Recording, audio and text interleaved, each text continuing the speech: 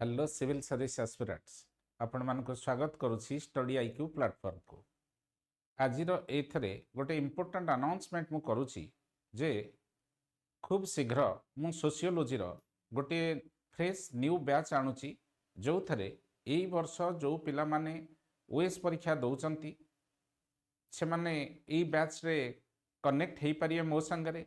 एई बैचटा पाखा पाखी 200 घंटार क्लास मु नेबी एवं ये बैचटा आरंभ हम आउ 2 दिन पर आज हूँ 10 तारिख 12 तारिख दिन ये बैच आरंभ हम सका 8:30 रे बैच प्रत्येक दिन 2.5 घंटा पाखापाखि क्लास ये बैच रहिबो।